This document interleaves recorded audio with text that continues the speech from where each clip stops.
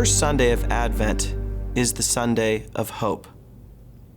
In fact, the whole season of Advent is about hope, the hope of Israel that God is going to make good on his promises. We look back to, for example, the prophecies and promises of the book of Isaiah that say a child is going to be born who will then become the Prince of Peace and bring peace to a needy world. In this season, I'm reminded of one of my favorite Advent hymns, Come, Thou Long Expected Jesus, born to set Thy people free. From our fears and sins release us. Let us find our rest in Thee. Israel's strength and consolation, hope of all the earth Thou art, dear desire of every nation, joy of every longing heart. As I sing that hymn in the Advent season, I can't help but be reminded by one of my favorite passages from the beginning of the Gospel of Luke, Mary's Magnificat, sometimes called Mary's Song of Praise. Here we have Mary, the mother of Jesus, who's just found out that she's with child in a miraculous way, and she goes to visit her cousin Elizabeth. And as she greets her cousin, she bursts out into song.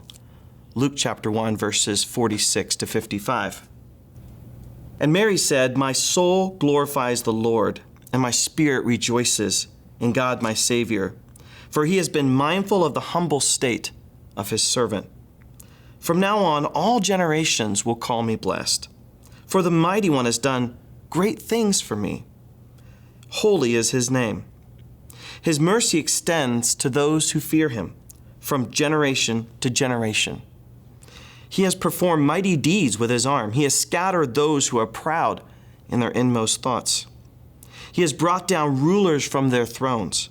He has lifted up the humble. He has filled the hungry with good things, but has sent the rich away empty. He has helped his servant Israel, remembering to be merciful to Abraham and his descendants forever, just as he promised our ancestors. One thing I love about this song of praise is that it's not just about Mary. In those first few verses, she does reflect on the great things that God has done for this nobody in a world full of powerful men. At the same time, 6 of the 9 verses of the hymn are about what God is going to do through this child for the whole world. God is going to turn upside down the injustices that she and many people around her have experienced. One of the key words that Mary uses in the song of praise is mercy. God is merciful, compassionate, and caring. You see, in Mary's world, the gods of the nations were not known to be compassionate and merciful. But Mary remembers the tender-hearted nature of her God.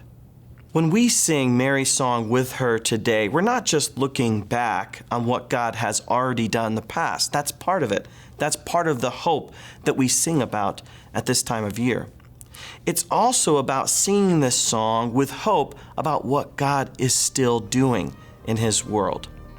We can sing very personally, like Mary does, about what God has done in our life, but the rest of this song is about these great overturning of injustices that God has yet to do, and we can have hope for that as well. Mary clearly believed that this child would indeed be Israel's strength and consolation.